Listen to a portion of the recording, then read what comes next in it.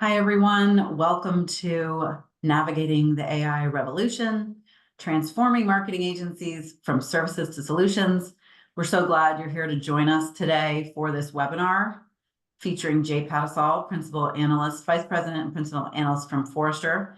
We are really excited for the content we have to share with you today. This is a very exciting topic, one that is near and dear to all of our hearts as we all learn how to best take advantage of the opportunity of this emerging technology. So we're going to give it a couple of minutes. We're just right at the top of the hour here. We want to give everyone an opportunity to join. So give us a couple of minutes while you're thinking and getting yourself settled in. Please grab a cup of coffee or a glass of water. Get ready for the next 45 minutes or so action-packed discussion. Again, if you're just joining us, welcome to the Resonate and Forrester webinar presentation today, Navigating the AI Revolution, Transforming Marketing Agencies from Services to Solutions. Really exciting topic that we can't wait to cover with you. Now, a couple of just housekeeping notes. We'll be running, like I said, about 45 minutes or so, maybe plus or minus, depends. We're going to have a little bit of conversation with Jay, which we're so excited that he's here to join us today. We will also be taking your questions. So if you have a question about something that I present or Jay's presenting, please feel free to pop over into the Q&A and submit your question there. We're going to do our best to answer all the questions that get submitted today. And we hope that you will feel free to engage with us. This is hoping to make it a dialogue for sure. We're going to give everybody just one more minute to join, and then we're going to go ahead and get started. If you have just clicked in, you are in the right place. This is the Resonate Forrester presentation, Navigating the AI Revolution, Transforming Marketing Agencies from Services to Solutions. So you have come to the right place, and you are here for the right discussion. Really something that we all need to think about quite intently as we try to navigate the emerging technology wave that AI has presented to all of us.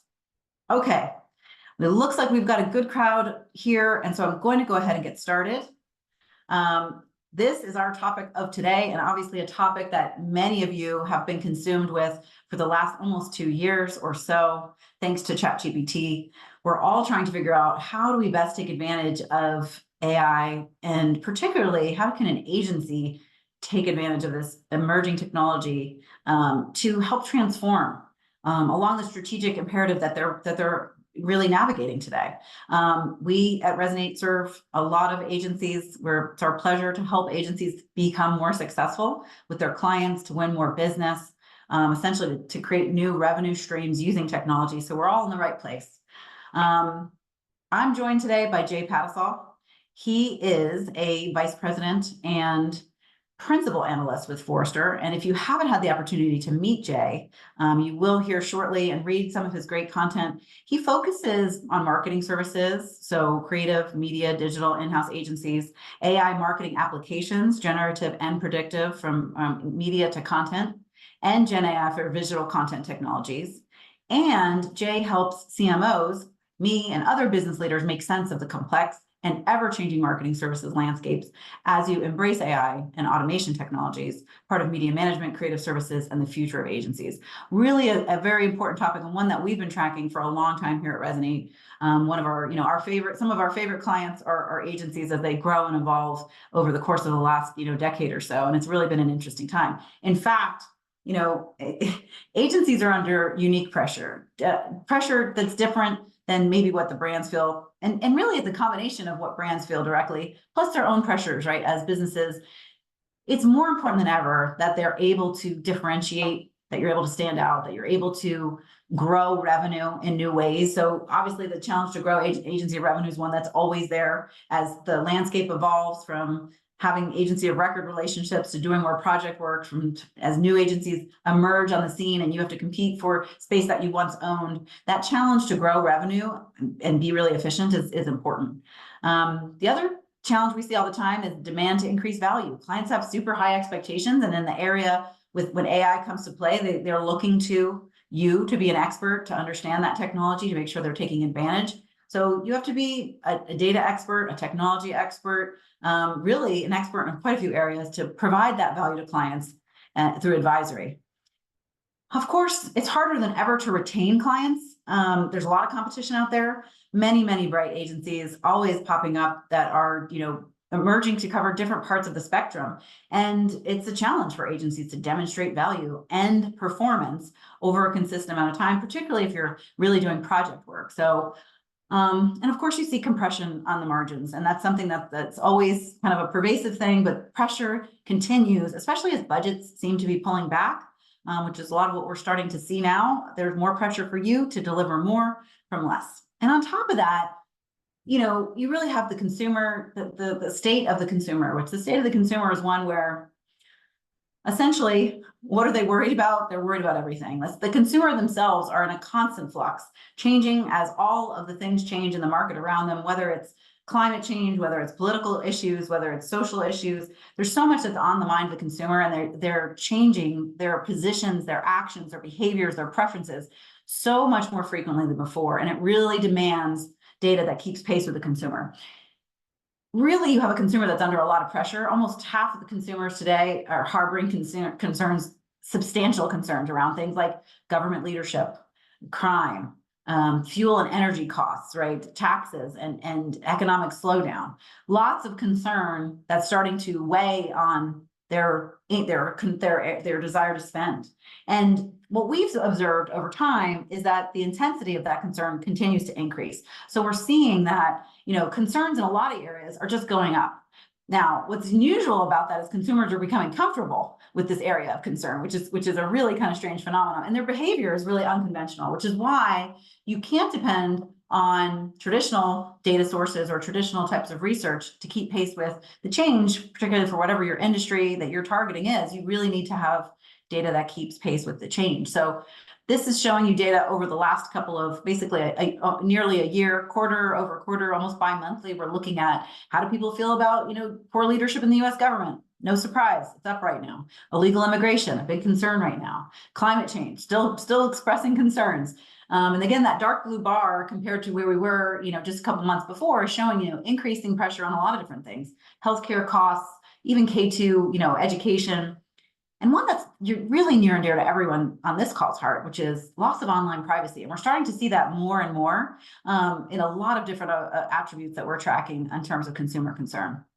So if consumers are worried about so many different things, where are they in terms of sentiment and attitude? And what we're starting to see is that very few people, there's a little tick up and maybe I'll be a little bit better off in 6 months.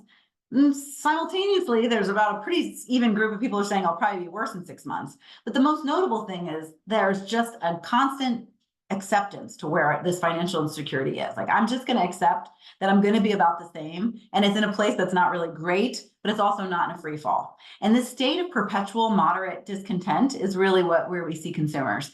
Now, the thing that's concerning for agencies and brands is it's really starting to show a more profound effect on consumer behavior when it comes to loyalty. So we're seeing that consumers are now starting to pull back by cheaper brands, alternative brands, the store brands, would it be, to a higher extent than they have really in the last 2 years.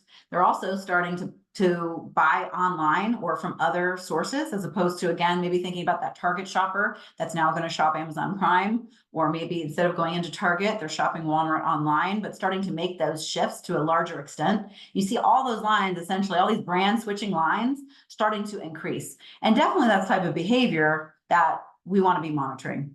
And as an agency, you want to be able to report that to your brand. The good news is, today we're here to talk about how do you capitalize on these market conditions. And AI is really going to give us a massive opportunity, particularly for agencies today. If you've seen, the data, and I'm sure you have, the economic impact of AI from a productivity perspective is estimated to be around 4.4 trillion. 75% of that will come from the areas that we are near and dear to our heart: marketing, sales, customer experience, right? Obviously engineering as well. Those types of productivity gains are squarely in the sights of agencies like yours. And that's why we're here today, really to talk to you about the things that we want you to learn about how you can use AI as an accelerant for your business. So we want to make sure you have a good understanding of what it is and how it works, how is an accelerant to some of the things that you're doing, what the benefits are for you. And when you think about agency growth, right, what does that look like? And then, of course, we'll talk a little bit about how we support agencies and their growth and development. And we'll take questions from you all in the audience. So without further ado, I'm going to turn it over to Jay Patisal to take you through all of this great data. So Jay, over to you. Thanks, Erica. Thanks for having me. It's a pleasure to be here with all of you today. That was a great introduction. Not a lot to say other than I've been with Forrester for the last 7 years in this capacity as the analyst that covers the marketing services marketplace. And we have all types of clients at Forrester, from brands and brand side, client side, to agency, to ad tech. And our role is to help our clients grow. And when you have that diverse set of client constituents as we have, I mean, it really puts us in the position where we sit in the middle of your ecosystem, of your marketplace, and call the balls and strikes, and in that objective perspective, I think, is the power of what we're able to deliver for you all. And it's a thrill to be able to do it. And of course, over the last 7 years, I've had the opportunity to look down and see the transformation of technology across marketing services and the ad tech world, and watch that unfold and watch that grow. But it's not an arbitrary thing. It comes from it comes from the place of growth and a growth mindset that clients and brands are trying to achieve.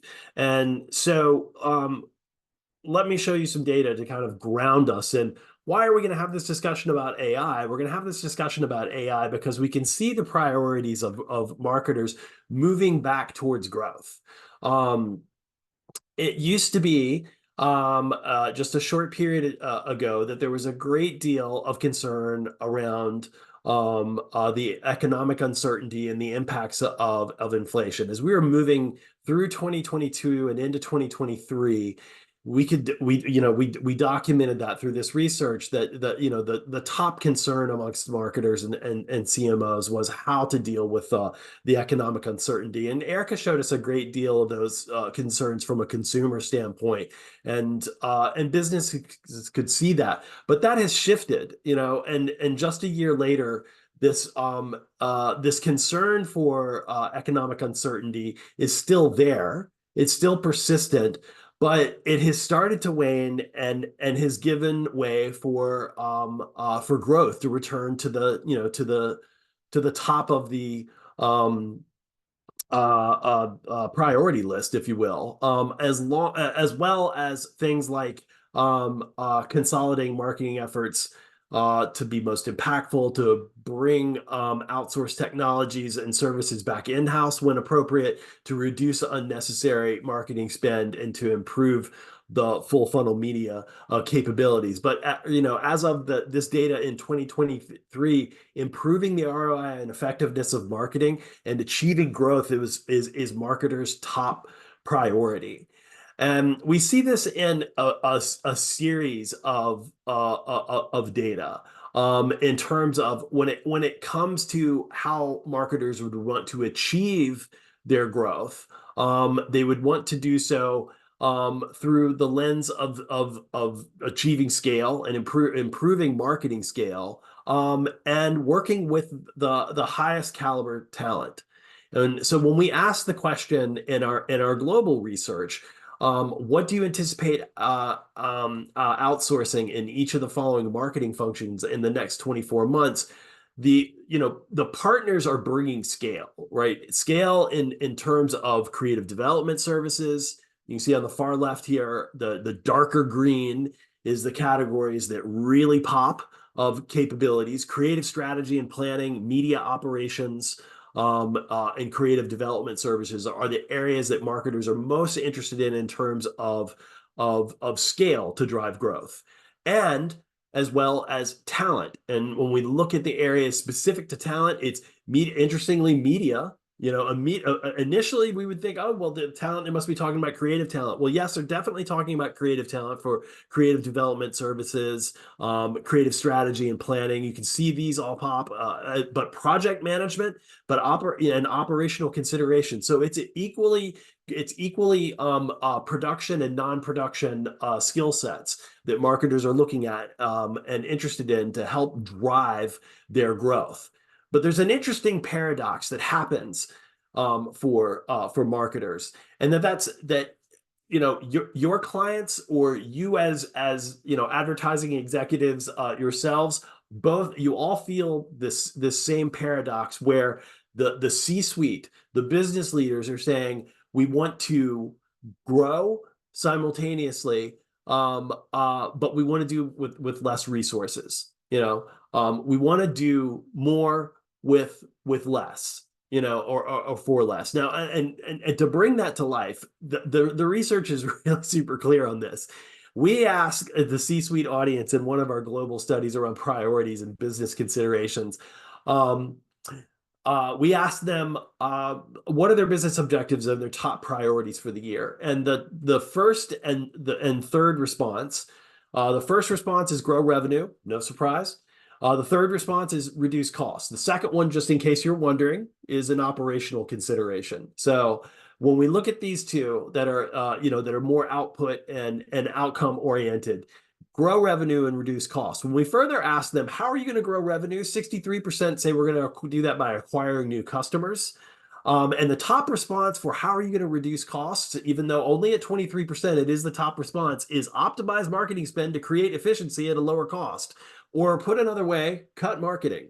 So how we're going to acquire customers and cut marketing simultaneously seems a bit of a paradoxical thing.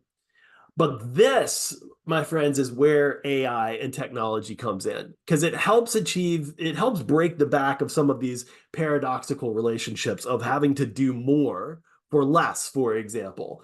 And that is the beginnings of where I believe that we can see some real transformation for AI inside this industry. Now, for those that have not been paying attention to every trade magazine, blog, and or social media post for the last year and a half, how do we define generative AI? It's a set of technologies and techniques that leverage massive corpuses of data, including large language models, and we should add along with that diffusion models and transformer models that are very related, to generate new content. And the inputs may be natural language prompts or other non-coded or non-traditional inputs. And we're starting to see a lot of multimodal non-traditional inputs as part of this. But this is the definition. This is what it's all about in terms of the thing that is raging across our industry right now, it being generative AI. But to bring the context really down to like, how big is this and what is the potential of this? We have forecasted that Gen AI in terms of software spend will go absolutely supersonic over the next decade, capturing 55% of the software market by 2030, the AI software market by 2030. It's a 36% compound annual growth rate, really significant. And if these numbers don't bring it to life, then this context, I think, really does. We looked at our projected growth for generative AI software, and that's the yellow line, right? And compared that to other black swan technology moments, in many of which we've all experienced in our lifetime because some of them are recent.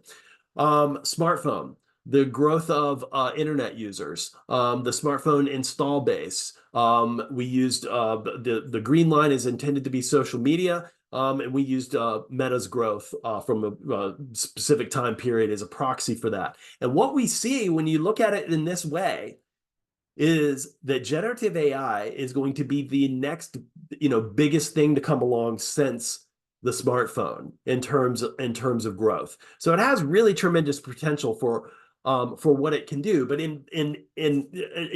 certainly from a consumer perspective, but also from an industry perspective, because we see this technology as having the ability to unleash creativity inside marketing writ large, but agencies specifically.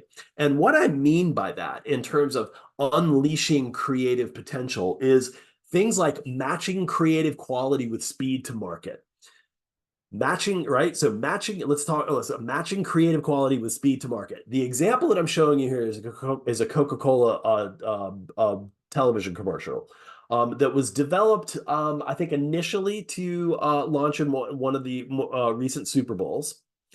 And it's called Masterpieces. And if you haven't seen this commercial, it's quite elegant. The person that you see here is in a art gallery, and the master works of art come to life and start interacting and passing along the Coca-Cola, and we come to this resolution moment that you see at the end where he's consuming the product. You wouldn't know that AI was deeply involved in the creation of this commercial, except to see that there's obviously a lot of computer generated art. But specifically, generative AI did a lot to speed up the production process, and the advertiser and its agency were able to in post-production work what normally would take months in weeks, and that speed to market while maintaining a high level of quality enabled them to ready this commercial for its debut in the Super Bowl, and has run successfully since then. So speed to market, matching with quality, taking machine intelligence and helping it enhance human intuition, human ideas, human thoughts, human creativity, and enhancing that. This Kraft Heinz example, which is an early example of DALL-E, comes from 2022. In fact, when this digital AI art from Kraft Heinz started to pop up, they had an existing campaign called Draw Ketchup, and artists and creators and influencers were all helping to render and express their vision of ketchup, and it was obviously branded for for Heinz. Someone got the idea to ask DALL-E to draw ketchup, and what they got were dozens and dozens and dozens of images similar to what you're looking at on this page that had this uncanny resemblance to Heinz, which as an aside shows you what decades of branding and hundreds of millions of dollars in branding will do in terms of creating a set of data that is somewhat biased, towards the Heinz brand. But they took this existing concept, they had DALL-E expand this idea and enhance this idea, and then they turned them into marketing assets like the ones that you're seeing. So enhancing human ideas and amplifying, the third piece is amplifying creators' output and amplifying what creators do. The example that I'm showing you here is a piece of communication technology or ad tech developed by Stagwell for their PR agencies. They call this tool Profit. And the first generation of Profit was initially just a predictive tool that would scrape the internet for particular topics that are related to a category or to a brand. And then it would help the PR professionals match those topics to journalists that would be interested in writing about those topics. So it was helping them construct, the pitch for a brand campaign. Well, the generative layer on top of this is, after it scraped for the topics and after it identified the journalists that were most interested in it, it then has a layer of writing of an LLM that begins to write the pitch for the campaign, and the strategist comes in and tweaks it as necessary, the tone, the length, whether they know them personally, and it just helps them, produce volumes and volumes and volumes of material quickly, using a certain amount of machine intelligence.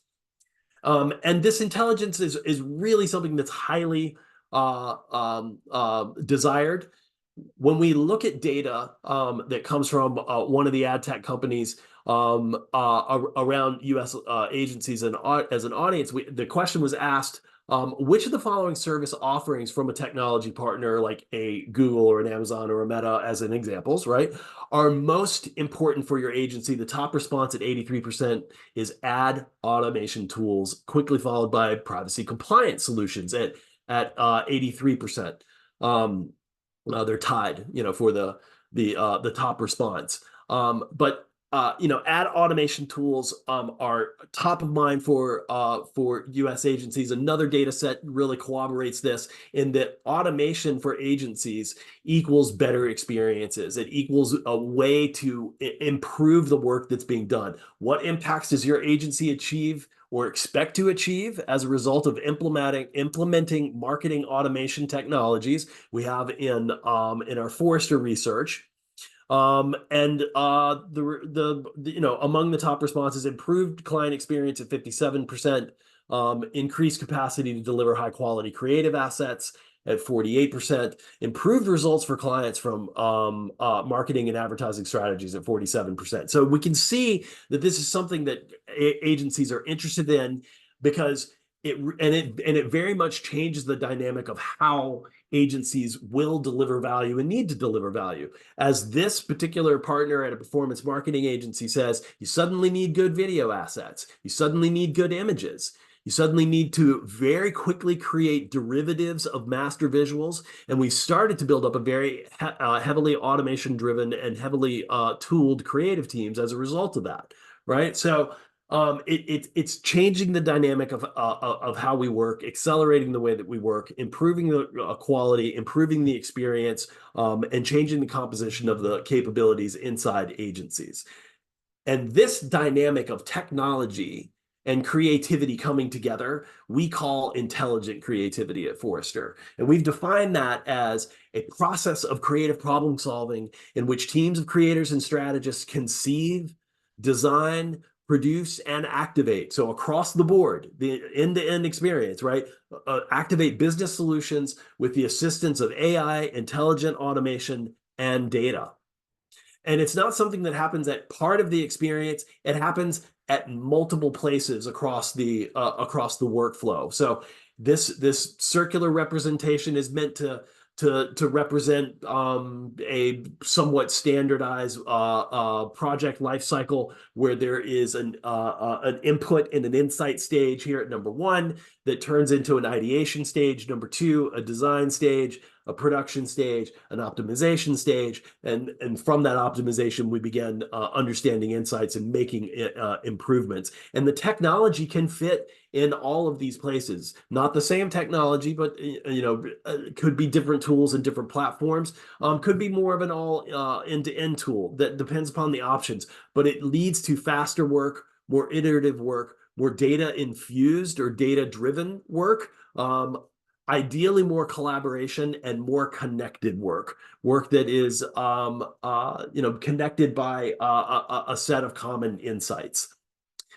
Here's an example of what that could look like, and what in some ways it's starting to look like in agencies today. There are skills that are human skills, and there are skills that are more appropriate for technology. Let's look at the media planner example on the far left, where the media planner is the human is best at assigning objectives or determining what objectives are, ultimately defining the audience and making decisions about what the audience composition is. You're laying out the path to purchase and the journey. You get my point. Whereas the technology is very good at summarizing insights, or identifying specific channels that pop as a result of those insights, scoring the audiences or scoring the channels, scoring the inventory or identifying particular inventory, publishing and automated billing. You get my point. And it's the same dynamic across creative and across strategy, digital strategy and creative strategy as well, where there are things that the machine does and there are things that the human does. And it's not about one versus the other. It's about the two working together. We call this the human technology equivalent, as a play on the full-time equivalent. And what we're really trying to express with the human technology equivalent is that that exactly as I said, is it's not one, it's not the other, it's the two working together. It's human time and it's digital time. It's human creativity, and its digital scale. And those things coming together are a powerful proposition. I won't dwell on this, but we did do some forecasting work around the HTE versus the conventional FTE. And with some basic assumptions in place about productivity, what it shows us is that the right impact of technology will increase productivity such that you get a higher return as a result of the right balance of people and technology. Now, the wrong balance, of course, could throw that completely out of whack. There is such a thing as over automating. There is such a thing as removing the wrong human from the loop, right? Or removing the human from the loop in general. But when done correctly, the model would indicate that profitability and increased productivity to the tune of about 1 billion additional dollars on top of the profit of the Fortune 1000. We use the Fortune 1000 as the basis of this analysis. On not the profit that they're already seeing, but an additional profit of $1 billion or a 4% compound annual growth rate by correctly balancing creativity and technology. And here's an example of how it gets priced. For those agencies that are still working at on a project by project basis and are using fees as the primary source of revenue.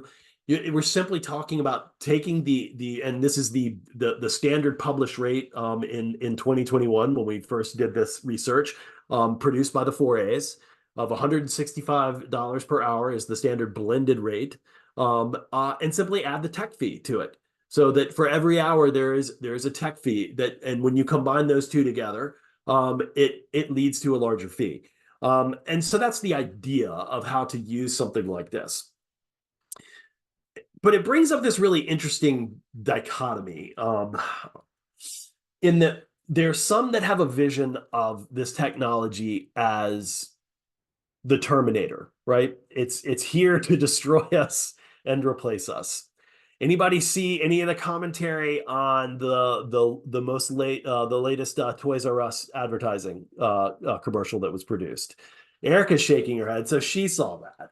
Well, I bet many of you have seen it, but if you haven't, it's a 60-second television commercial with obviously several cut downs that was almost entirely produced using OpenAI's Sora video tool. And lots of outcry and backlash against this because for some it was the T1000 at work, crushing creativity, right? But for others, it was WALL-E. It was WALL-E in that it wasn't perfect. It wasn't the greatest advertising commercial ever produced, but it was a leap in terms of computer assisted creativity. It was a very interesting step forward in using a video tool, and it was a helpful set of technologies that should be built upon. And can be built upon. So the growth mindset, around this is that, the vision of automation and generative AI is more like WALL-E and a lot less like the Terminator. And we've got the data to actually back that up. Because we've done forecasts, and we're looking at all U.S. industries within this particular data set. And what it shows is that AI actually enhances more jobs than it replaces. In fact, generative AI enhances 4.5 times more jobs than it replaces across the board. And that is ever so the case with advertising, because before we did the all U.S. industries slide that I just showed you, we did this, which was the advertising forecast first, which actually became the template for our forecast from there, because what we looked at was the impact of both predictive and machine learning AI and automation and generative AI. And as you can see, the trend line is flat. It's not crashing. It's not, we're not seeing wholesale, outright job losses. And in fact, the number, from 2023 to 2030 is 7.5% of advertising jobs, of creative marketing and advertising jobs are automated by AI across the board. That's, if you think about it, like a healthy attrition rate is 19% for most agencies. Some even are hovering a little in the upper 20s, right? We're talking about almost a third less than that. It's not a significant impact. And what it actually reveals is that there are, it's a tale of two cities. There are some jobs that are more affected and are likely to be, more susceptible to automation, whereas other jobs are highly benefited from it. And you can get that from this quadrant analysis, where on the vertical, we're looking at automation potential, so the ability to automate the task, and therefore take it off the responsibility of the person, versus on the horizontal, generative AI influence, which is both positive and negative. And if you are in the far right lower quadrant, that's the sweet spot, because you have low automation potential and high generative AI impact. And that's things like writing and editing and design and art direction and statisticians and programming and data sciences. Whereas more administrative or process-oriented jobs are much more susceptible. Technical writer versus copywriter, proofreaders, bookkeepers, paralegals, and these are all in an advertising context, right? Let's look at some of these roles where problem-solving roles thrive and process-oriented roles decline. Here's some examples, just looking at total share, where software developers and other connected roles associated with software development, the share grows. Clerks, the share reduces. Public relation managers grows a little bit. I think that's actually a different phenomenon, which has a lot to do with instability and brand risk and whatnot, but it even shows up in this research. Database administrators and finance stay about the same or drop slightly, whereas sales drops, creative roles grow, market research grows. So you get the point. It depends upon the role, and it depends upon what the job is. And inherently, obviously, many agencies will retrain as they go to build their capability, their AI capabilities, which is all about building a system. And many agencies will choose to build, others will choose to buy, and take a partner approach. But in any instances, it's going to be built off the back of the current sets of technologies inside agencies and ad tech companies. And here's some examples of them, like IPG's engine that was just announced within the last 3 or so months, or Omni, which is the activation technology that Omnicom has built. But they will build off of these existing technologies and build a set of systems that leverage AI tools that put superpowers in the hands of agency employees, so that they can alter the way that they work, speed up the way they work, enhance the way they work, and volumize the way that they work.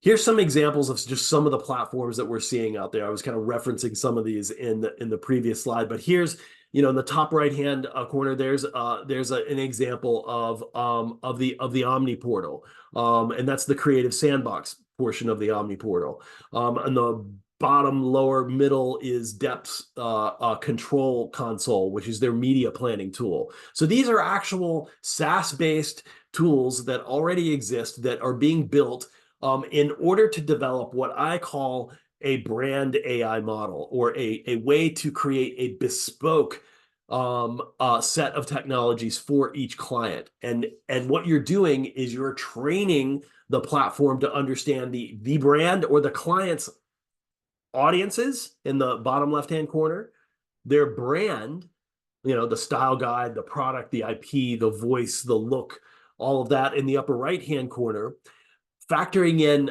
the media channels, the rates, and the performance, and factoring in the talent that need to drive this.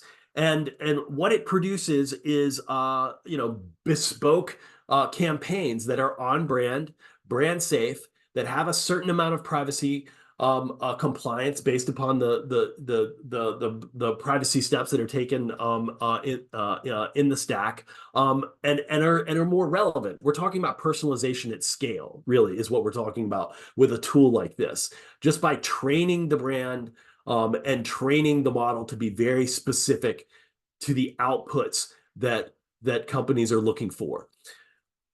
What does this do? What does this give us when you're able to do this? Well, you're obviously able to achieve task automation, and achieve some of the speed and scale that you can get by automating tasks. Which ultimately, what does that give you? Cost efficiency.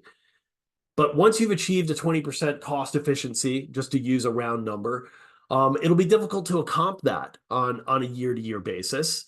So you need to move on to the next benefit. And the next benefit is about workflow augmentation, or basically productivity. And you're producing more at a faster rate. Beyond that, you're re-engineering the workforce so that you're creating higher quality outputs. As the system and as the model learns your audiences and learns the brand and learns what's effective, the results compound and they become better and better and better.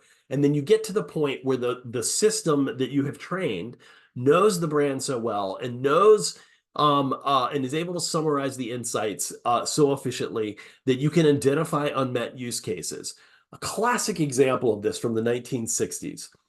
Gray advertising helped Procter & Gamble invent Downy as a fabric softener, as a product of fabric softener, because they were doing focus groups with detergent users and households and found a need to help improve the softness of the laundry. It was an unmet need, and they addressed it with a brand new product. We're talking about this, but at scale and at speed and highly data infused. So, the summary of what this means for agencies is that agencies will get hired for their algorithms that they're going to build, and the IP that it produces, not necessarily the time that your employees are working to produce the IP, but the output really is what we're talking about here. Brand AI products, or these brand AI models that I'm talking about, become a standard bearer inside agencies. And we've got, anybody that was paying attention to Cannes saw the numerous announcements around these products and as they're advancing. The workflow and the process inside the agency accelerates. The creative process becomes more intelligent and automated and less intuitive and manual. Not that it's replacing intuition, but they're just places where it can become more data informed. Agencies will automate, as I said, about 7.5% of the workforce, and that's at minimum. It could change. And it's possible that it goes down, but not likely. The apprentice model for training and the EX inside agencies will totally collapse. We're going to have to rethink what training and upskilling looks like because it's no longer going to be purely an on-the-job thing. Governments will eventually wake up to offshoring and to automation, and they'll probably start projecting jobs. I think we'll see that in the EU first because they have a history of such. That could be something that comes to the United States as well. Billable time disappears as part of the compensation structure.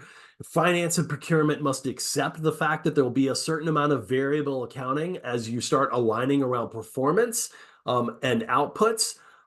Ideas and ability to train the algorithms with ideas is going to be what unlocks that value and what you're able to bring to your clients.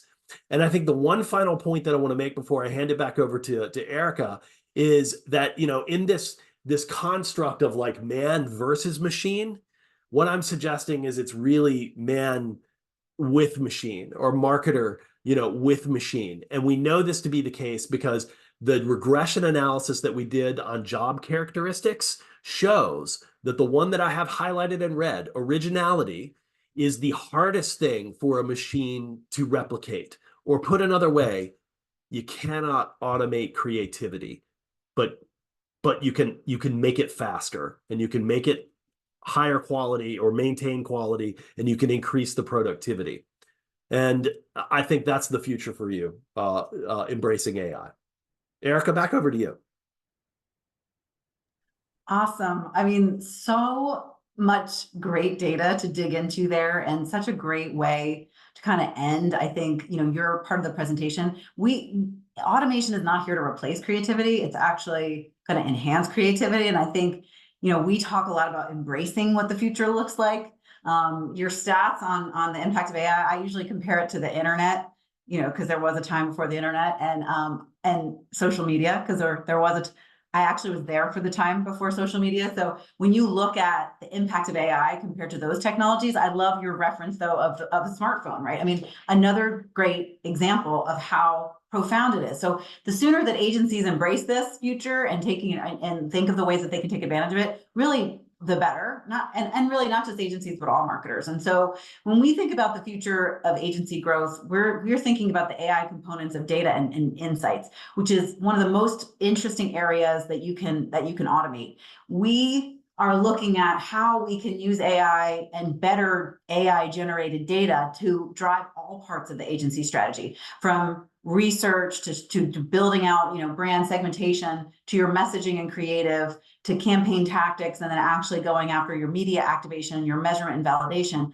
All steps along that way, leading to the most important KPIs that you have around conversions, around ROAS, et cetera. It's all really about enhancing the human capabilities there, not necessarily replacing them. And so one of the things that I think is really important is to make that distinction between generative AI and predictive AI. And you did a great example, used that example quite a few times. Here at Resonate, we built a consumer foundation model for consumer behavior. So we take vast sums of behavioral data, really a total of 4 trillion data points on just consumer behavior around hundreds of thousands of websites. We add to that identity, right? Always key, making data actionable. No longer is a segmentation strategy one that sits in a PowerPoint. No longer is your beautiful, the audience that you've built, not activatable because you can't recreate it in your DSP.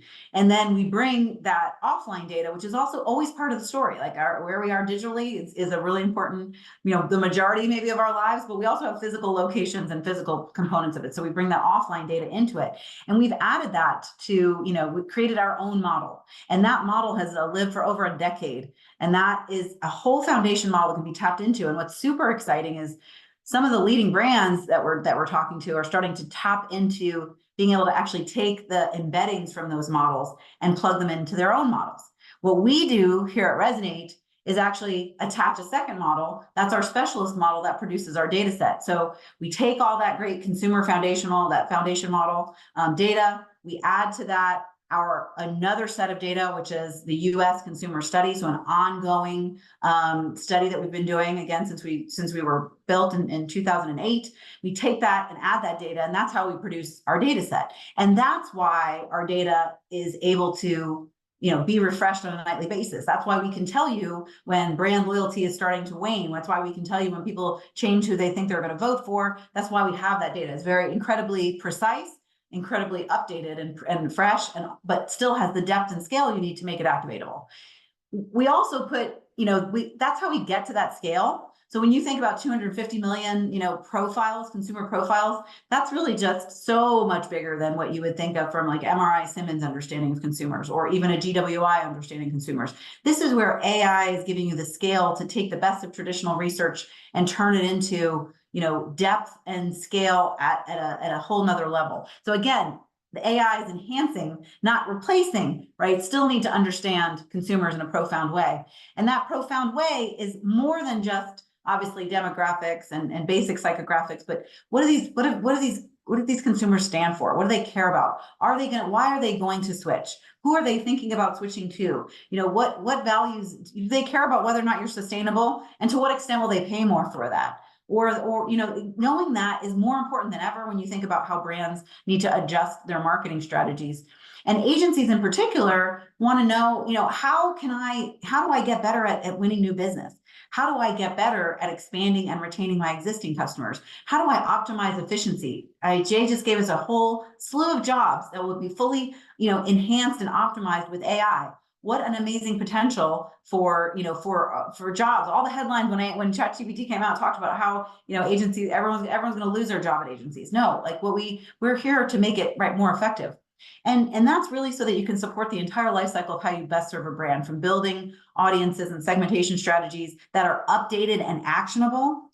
The pursuit of one-to-one marketing from way back in the day to now, I mean, it's entirely possible with AI in a privacy safe way, right? That's where the power of this technology comes into play. And it really is now about helping you illuminate the things that are most important, making you faster and better.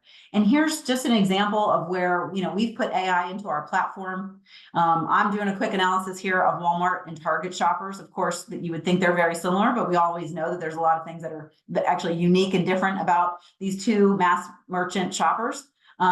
But I don't have time to sort through 15,000 attributes if I'm getting ready to do a big pitch and I want to showcase what my agency is capable of doing. So I can use AI to focus in on the most important categories of data that I'm interested in exploring. Maybe I want to understand, maybe I'm doing a pitch to Target. I want to understand how they feel about certain issues. Target was in the news not too long ago for taking some heat for a stand that they took on LGBTQ issues, right?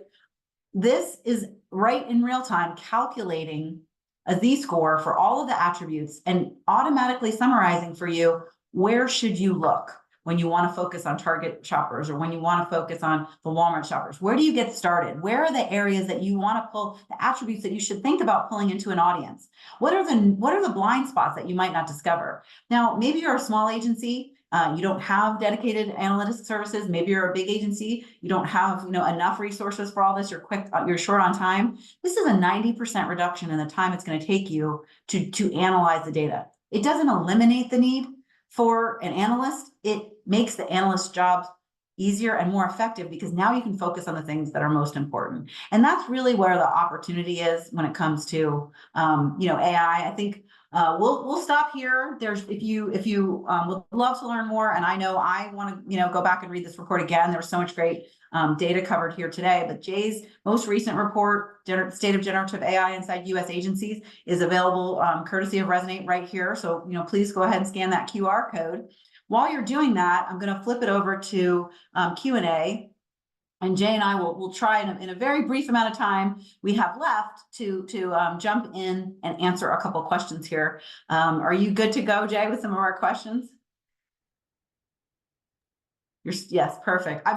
Listen, I think what I see, and I know there's been a couple of questions that have come in around this area, and I think you probably could help us, go a little bit deeper on this. But let's start with one of the easier ones, and maybe it's easier. I feel like this is kind of a deep question, right? Like, the issue with relying on AI to cut marketing cost investment that will remove learnings and lead to questions of accountability for marketing. This came from Joe in the audience. Who is accountable for AI decision making? And his second question is, what are we learning as marketers if AI is a black box that optimizes our decisions? I think that's it's certainly an interesting kind of, more of a philosophical question.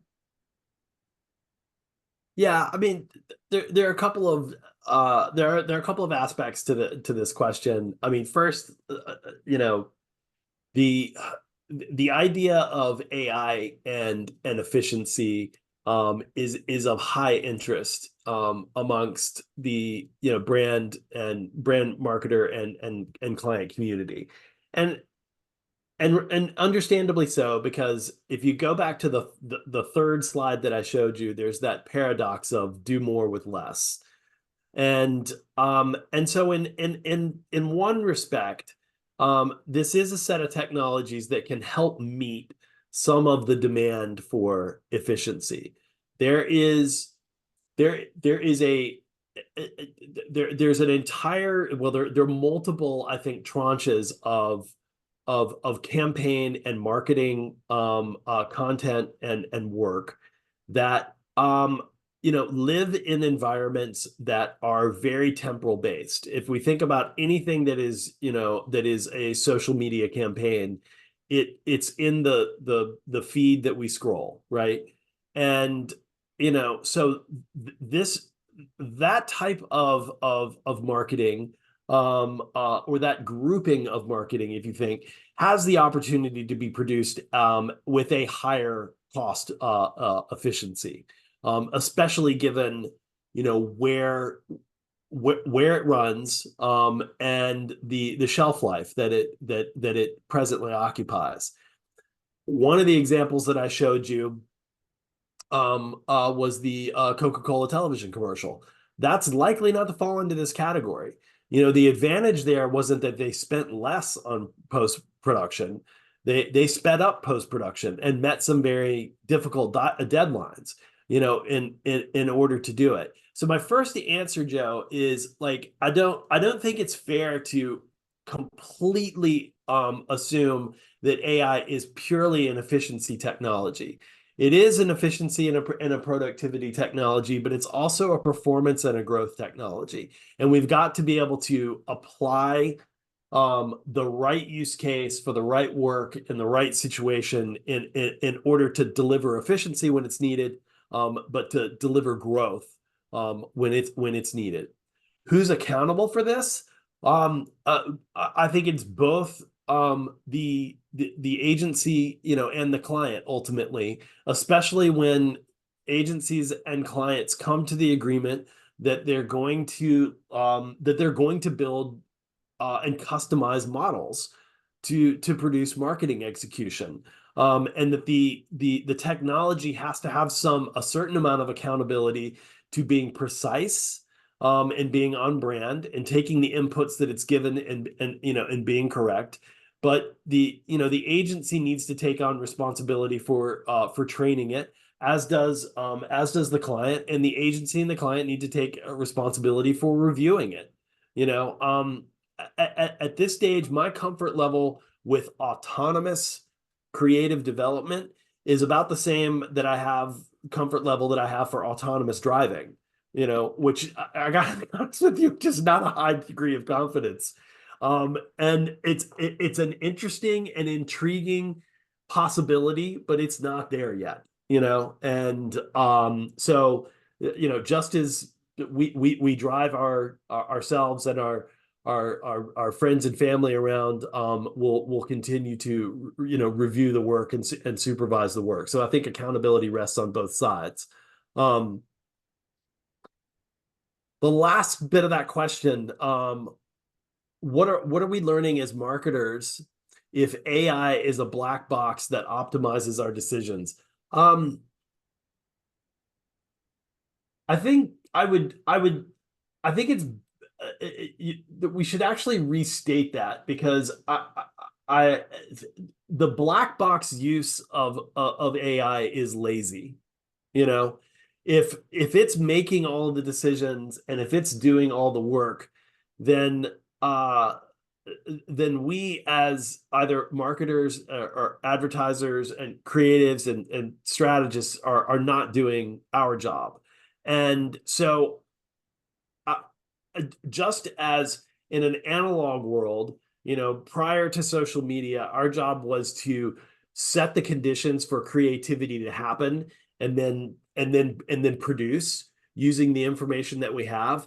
We're simply using a new set of tools to do a lot of the same. We need to train the models so that they're right. We need to continually tweak the models so that they improve. And it's a team sport. It's an active sport. Never has there been a time in marketing where you could just set it and forget it. That was always a disaster then, and it would be a disaster now.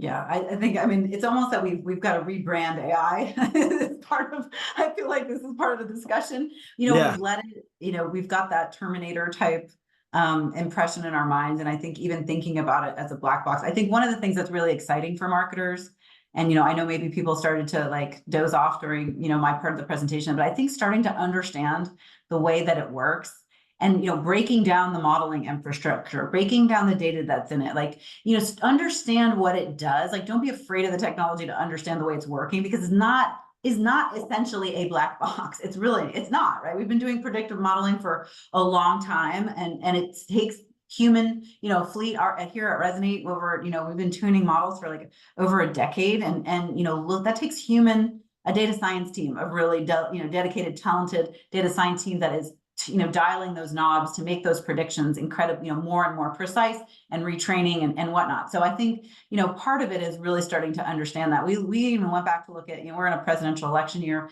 We went back and looked at our predictions from the 2020. We're not a polling company. We don't necessarily, we're not a gambling company. We're not predicting elections, but we do for sport, right? Test our models to produce the outcome of elections. And in something as particularly a U.S. election, where you've got a lot of different, districts with complicated, voting behaviors and trends, right? It's a great testing ground to go and look at how well do you do at predicting the outcome of the election. And we predicted the 2020 election. We predicted 2016 and 2020 successfully. Always a debate whether or not we're going to pre-predict, but those nuances of counties, of ethnic background, like think about what happened in Florida or Michigan, right? Complicated. Even the improvement that we've seen in the models that we use, the precision of the models we're using today compared to the precision of the model we were using 4 years ago, right? It's human. There's a human component to understanding and fine-tuning that. So I think what's most exciting is the fact that we can now get to we can sort through vast sums of data and get to the important kind of conclusions in that data, and then move the next step and advance the strategy. Like as a CMO, that's probably one of the things that I'm most excited about. We can almost not have enough data, right? And to analyze our performance, but sorting through all that data and getting to the best data and taking those next best actions, it just makes it easier on us. So lots of opportunity. My gosh, I think, Jay, we could go on and on. I know I have like 1,000 questions to ask you. It's been so fantastic to have you here with Resonate. Thank you all for joining us here today. We have gone the full hour, and we will now let you all go. If your question hasn't been answered, but we will send you an email with the answer. But please do scan the QR code. Go ahead and download Jay's report to learn more about this. And of course, we'd love to talk to you here at Resonate, alwaysresonate.com, or reach out to me on LinkedIn. Would love to connect with you guys and talk more about this topic. Jay, thanks so much for your time. Always a pleasure. My pleasure. Thank you, Erica. Thanks, everyone. Have a great day.